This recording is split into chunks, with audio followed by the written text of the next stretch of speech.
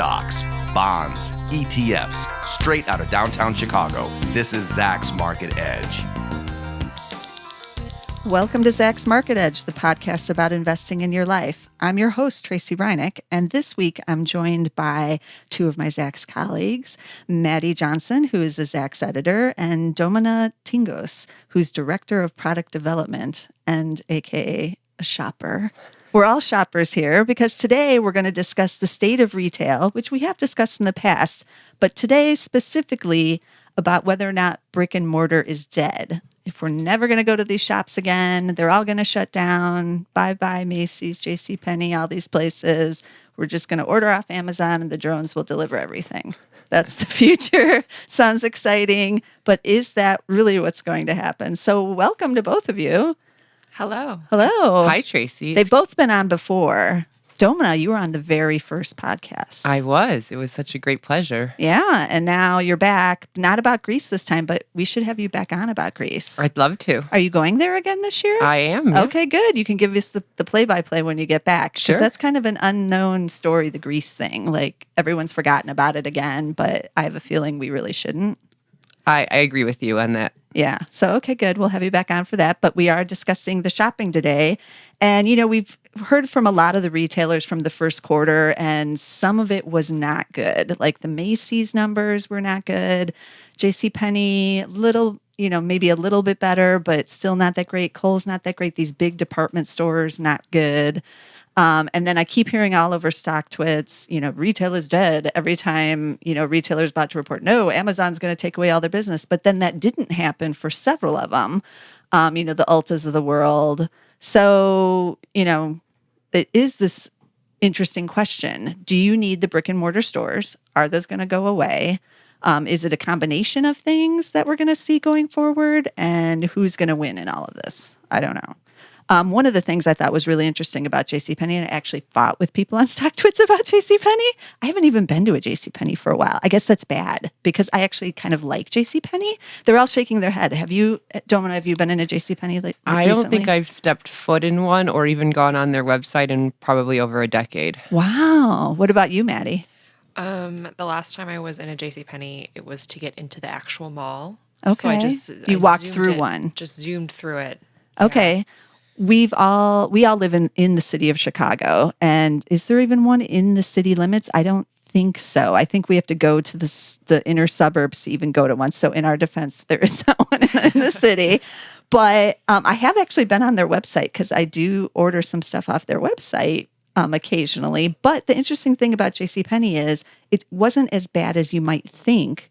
Even though everyone's saying the mall is dead, because their experiences are doing well. Like they have, someone tweeted this at me, that they use that photo store that's in there because they do have really good packages for like family photos and all that. I know my sisters-in-law have taken the kids over there. So they're luring people in with these other things. They have beauty salons in there, kind of like Ulta does. Mm-hmm. And then they have the Sephoras. That is their huge thing. They just celebrated 10 years with Sephora.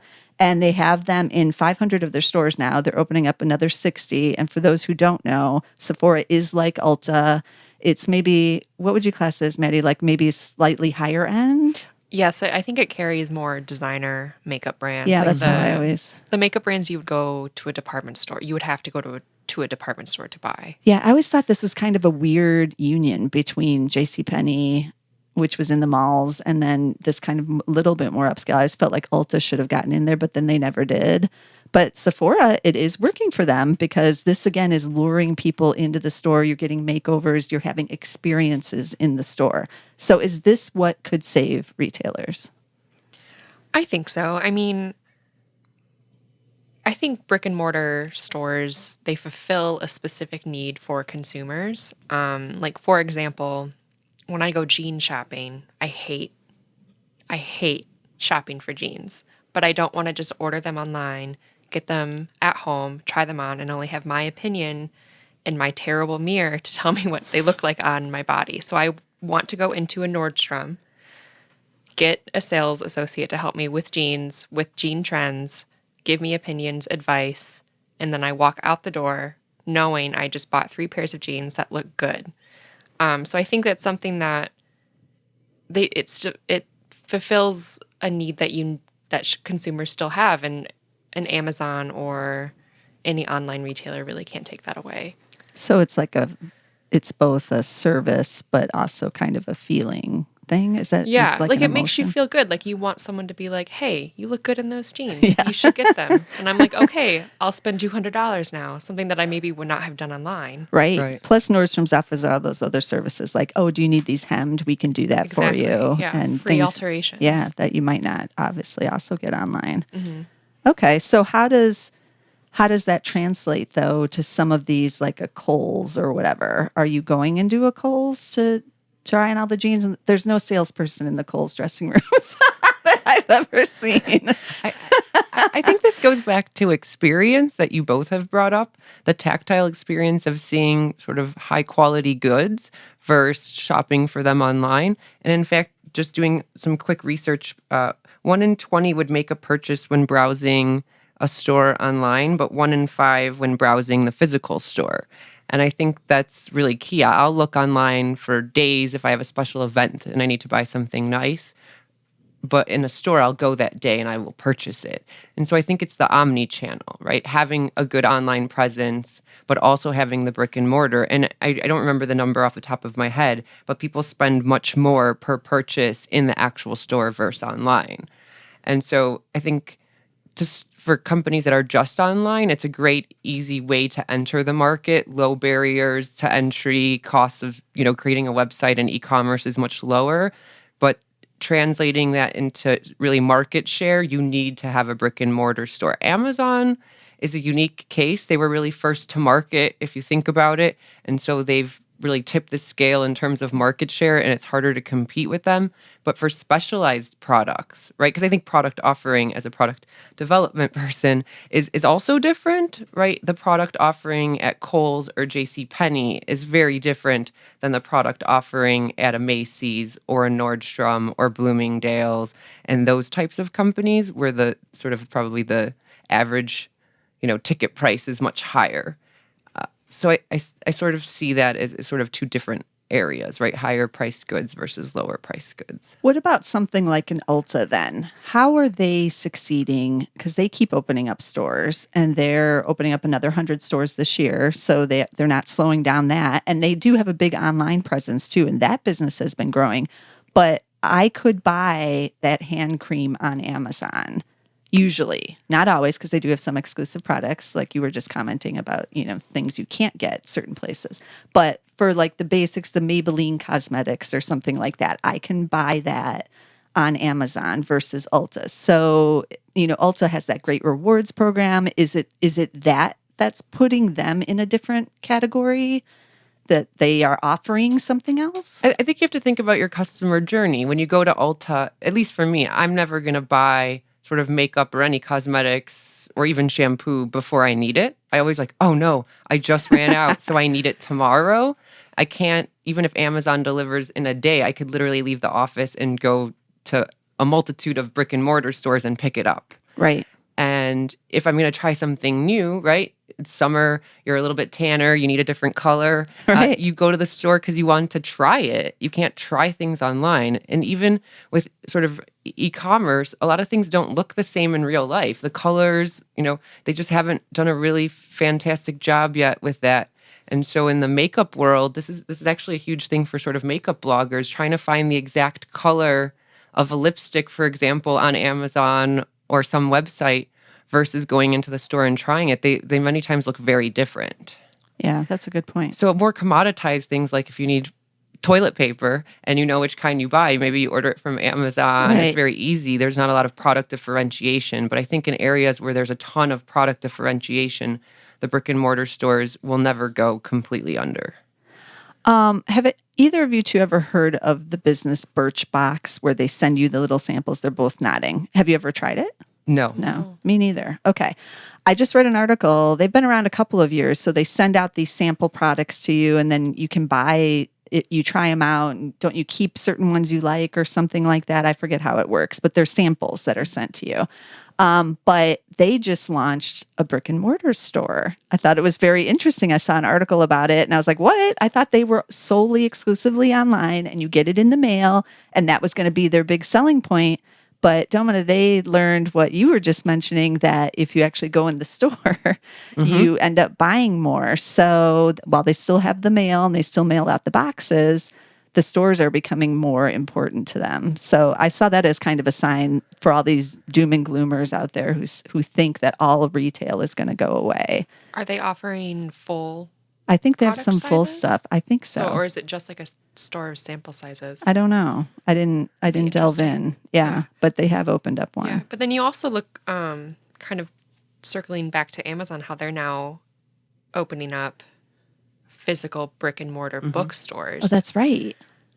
That Um, was shocking. Yeah, and how successful they turned out to be, and how people are flocking to them, and like, oh, here's a company that revolutionized the way we shopped as a whole, but also how we buy books, and then kind of bringing it back full circle, which I think is really interesting. What does that say about retail in general when everybody, when these naysayers are saying, oh, all of the brick and mortar is going to go away and we'll just order it from our phone or our computers?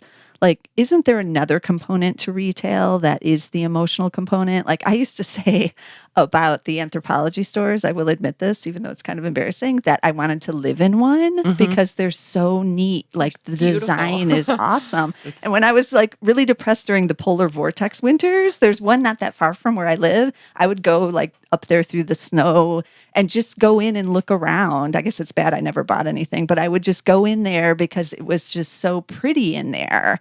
And that is like, to me, the emotional component of the retail experience. Yeah, I like to go to a brick and mortar store if I have like a special event. So I will shop online before, browse, get depressed because I can't find anything that would work. But then I go into a store, I find a salesperson, and they like, if you get the right salesperson, they'll understand and they get you. And then it's like this job has become much less of a burden, and it's just like a weight has been lifted off your shoulders. Because sometimes finding an outfit for an event is like all consuming and Yeah. will just create this whole different level of stress you didn't realize that could ever happen. Yeah. What about Macy's? They've been struggling. I like the Macy's, but I live here in Chicago, which has one of the big flagship ones right downtown on State Street. That's the second largest Macy's, I think, in the United States after the Manhattan one. It's a beautiful building. Used to be our Marshall Fields. R.I.P. R.I.P. But they offer food on a couple different levels. They have the Walnut Room restaurant. They have interesting and unique items on various of the levels. So every time I go in there, I'm like, how can Macy's be struggling? This store is amazing. But then I forget that there's like suburban Macy's that don't really look like that downtown one. So does Macy's need to take what they're doing right, like at these big flagship stores, and somehow sell it out in their more mall locations? Or do they need to just shrink down and focus on these urban stores? Macy's is hard to say. I think that from a brand sort of reputation, Marshall Fields had a stronger brand, at least in our local Chicago. area. And now the Macy's, at least the suburban ones, their product offering, again, is a little bit skewing towards the lower end of the market, where Marshall Fields used to be the opposite. Yeah. And so they're having a hard time sort of finding their niche. Where the State Street flagship store has every brand you can imagine and very upscale. They have the bridal salon and a bunch of other things that appeal to higher end consumers. So I think Macy's, suburban Macy's, is sort of competing with the J.C. Penney's and Kohl's, and then these flagship stores are competing with higher end, and they're not really they're having an identity crisis, in my opinion. So I think they need to figure out their strategy there. I mean, I think it could work in maybe higher end suburbs. Having a walnut room, having salons, having restaurants. But when you go farther out, away from like an urban center, it's hard because the cost of living goes down, but then people won't be able to afford the product that they put in the stores. So I think it definitely have to cater it to the customer, but it could work in more wealthy suburbs. Now, what about the revolution of online just shopping in general and how it influences these retailers? Because I remember back in the day, I had some cousins who grew up in downstate Illinois, and literally every like prom season or, when they were in high school, they had to drive all the way up to Chicago in order to shop in some normal, what I consider to be normal stores, because they just didn't have, they didn't even have like a Banana Republic or any of that stuff was down where they lived.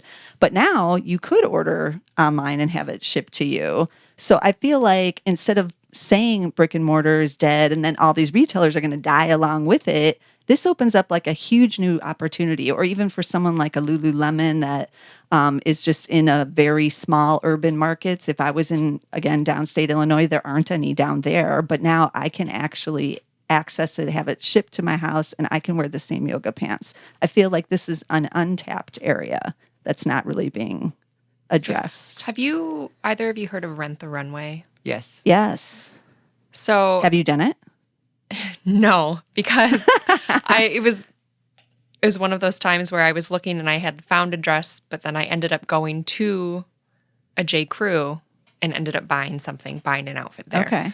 But I think that they hold a really interesting piece of the market because you can go on there, order 3 dresses in 2 sizes each for prom, let's say, have them delivered to you, have like a whole tryout session in the comfort of your own home. So I think that will be an interesting company to watch as they grow in the coming years. Are they out of Manhattan? I'm assuming kind of they are. I think so, but they do have a flagship they have a base brick and mortar store in downtown Chicago. Huh. I didn't know that. Right I off didn't know that Michigan. either. Yeah. Wow. Well, that's something to keep in mind. Sorry, just to change gears a little bit, but you mentioned the naysayers. And Yeah. I think that the reason we're so skewed towards this e-commerce is the growth rates are 17%, where they're only 3.5% in brick and mortar. But that actually translates to $38 billion being spent in e-commerce versus $144 billion in brick and Wow. mortar. So if you're a retailer, yes, the growth is in e-commerce, but if I'm growing from 1 to 2, right, Yeah. I doubled. But if That's I right. grow from 10 million to 15 million, I mean, that's a little bit more interesting story. So I think that that all these channels need to work together. I don't imagine brick and mortar ever dying, especially in our culture, right, in the United States. Shopping and going to malls, particularly in the suburbs, it's not just about buying things, but it's something to do. It's an event. It's an event, right? And that will never, the restaurants are anchored around the malls. It's a whole family experience. And imagining that just going away just seems completely What would we crazy. do? I don't know. And what would happen to Mall of America? It's like I a don't staple know. of the country. Yeah. What would your high schoolers do on a Saturday? I have no I don't idea. know, because my niece is in high school. She definitely still goes to the mall. So I don't believe this whole thing about the malls are dying. I just don't. One other thing, too, that I noticed, JCPenney, going back to them, appliances were really hot for them. And they opened these appliance showcases in about 20 stores, and it worked so well, they're going to open it in 500 stores, and they're going to sell them online. So this is the joint thing, because once you kind of know what washing machine you want, you don't need to go look at it again. You can just order it online. But I thought that was really interesting that they're allocating all this space separately to appliances, and they're also going to put 25% of store space. I wrote this down because it's kind of complicated, to enhance the presentation of their ready-made curtains, blinds, shades, and decorative hardware.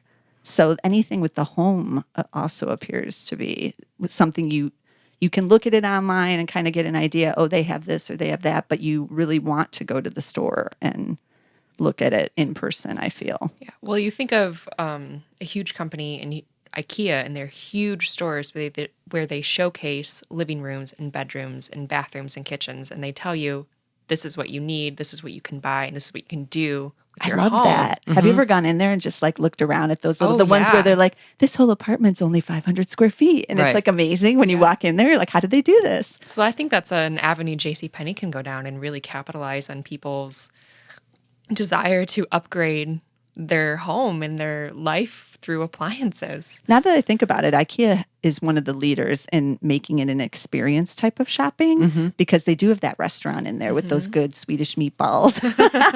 Yes, I've eaten those. And then, they got the Cinnabuns and all that stuff. Even as you're leaving the store, you can get a hot dog or whatever and all the other Swedish goodies. And, and then you do just lay around on the couches and all this other stuff while you're in there.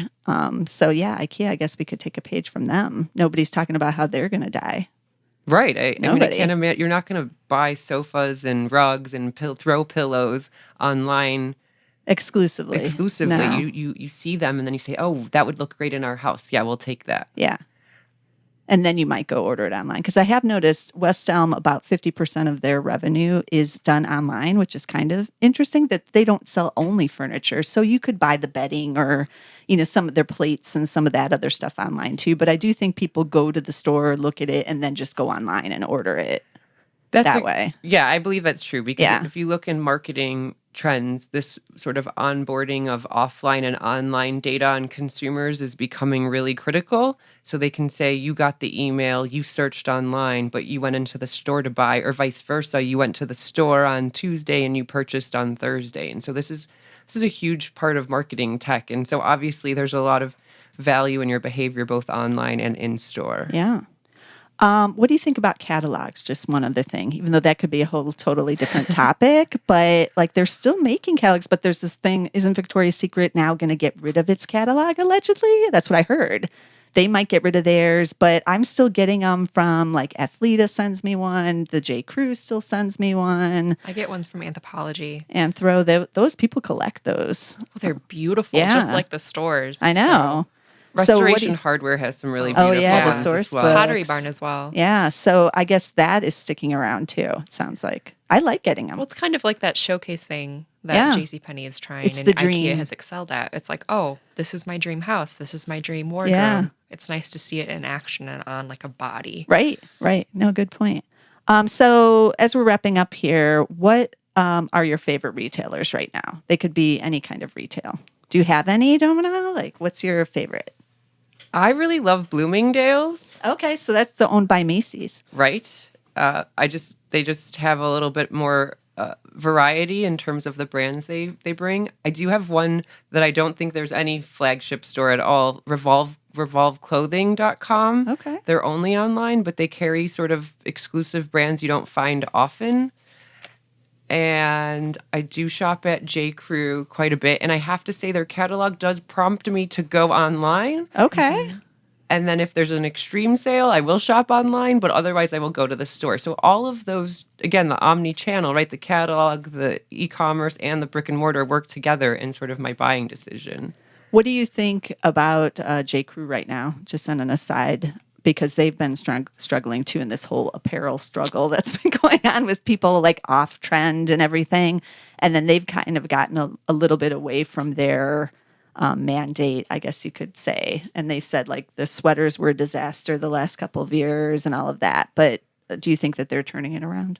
I think the way they style, sort of back to Maddy's point, like your ideal wardrobe, the way they style things in the catalog online are really, really nice. But when you walk into the store, they haven't translated into fitting those looks together.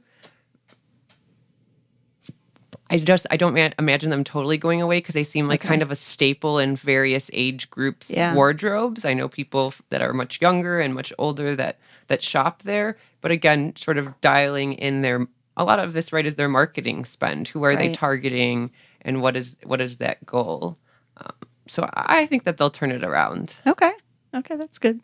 What about you, Maddy? What's your favorite? J. Crew is one of my favorites as well. 2 for the Crew. I love Nordstrom. I prefer it over Bloomingdale's. I don't know why, but I think once I like crossed the threshold of luxury department stores, Nordstrom was the first one I went to. And I haven't looked back. I don't know why they're doing so poorly because I spend so much money through their online store. And then Athleta, which is owned by Gap Inc. Wasn't I saying that wrong again? I think I did. We talked I- about this last time. yeah. I always call it Athleta, but now Which makes sense, but I think it's Athleta. It's Athleta. Yeah. how But can I not remember that? they're like a slightly cheaper version of Lululemon, but the quality is excellent. That's where I buy buy my workout clothes. Yeah, and that's a big trend right now. And too. then Ann Taylor and Loft are another two of my favorites as well. And Taylor, for some reason, they've really turned it around, I feel. They have. I stuff defected is from good. them I for also, years. right, me too. And now I've gone back and now I'm like, I really like this. And I've like been ordering online and in the stores. Their online presence, though, their website, I think, has gotten a lot better over the years. Same with Yes. Lofts. But you know what? I don't know. Maybe this is just me, but Ann Taylor does weird stuff with the shipping. Like, I feel like Interesting. some stuff comes right from like a local store, I want to say, and it comes in some weird shaped box, not normal. And then you order like 2 little shirts or something, and it comes in this massive, it's like 3 feet long. And I'm like, why is this? What is this? Well, so and I'm like, this is such a waste. So I feel like they haven't figured out the shipping thing, which is No. strange, but So I used to work at Banana Republic, and we had they still have a ship from store department. okay. So if we get an online order through some channel from corporate, then if we have the product, we'll ship it from store. But if not, we pass the order on. Okay, that's And what it happened. it like trickles down until if no stores have it in the area, it goes to a big warehouse. Okay, so that's why. That's why it comes in weird shaped boxes Yes. too, because you literally look in like the back room, like, what will this fit in? Yeah. And then you just ship it in that. Mhm. Okay, this answers my questions, my burning retail questions. 'Cause I was, but I definitely do like Ann Taylor. Both the regular and the Loft is on trend for sure. But I am also a big fan of Ulta. Every time I go in there, I spend way more money than I think I do. I don't know why, but you just get sucked in and you're like, oh, I didn't think maybe I do need some sunscreen now. And then you're suddenly over there. And they don't even like approach you. Well, they do approach you in the aisles sometimes, but this is just your own wanderings and you end up buying it's so more. compelling. Yeah. You aisle from aisle to aisle, you just think you need everything. Right. So I'm a big fan of any of those beauty ones. Okay, this was a good discussion. So I think we've concluded that brick and mortar is not dead. Not No. dead, for sure. No. Okay. So It'll down stand the with those test of time. naysayers. Okay, that's what I think too. Okay, good. We'll have you back again for who knows what else. Obviously, Greystone. We're going to have you back Absolutely. for sure. So if you want to know some tickers of these stocks that we talked about today, there is Macy's, which is struggling, but it's a ticker with M. J. Crew is private again, but I wonder if they'll go public. And Domina mentioned revolveclothing.com, but they're also private. But we talked about Nordstrom. What's their ticker? I forget. JWN. Oh, yeah. It's always that weird thing I Yeah. can never figure out. Like, why is that? I don't know. Someone is strange there. We talked a lot about JCPenney, which is JCP. And then Athleta. There, I said it right, I think. That's owned by The Gap, and that is the best brand, I believe, that they have right now while they're turning around their other 3. They're trying. Yeah, trying to turn those other ones around. But you do get, I think, about a 5% dividend right now with The Gap. I don't know. Some people might be into that. To own Athleta is why I'd buy The Gap.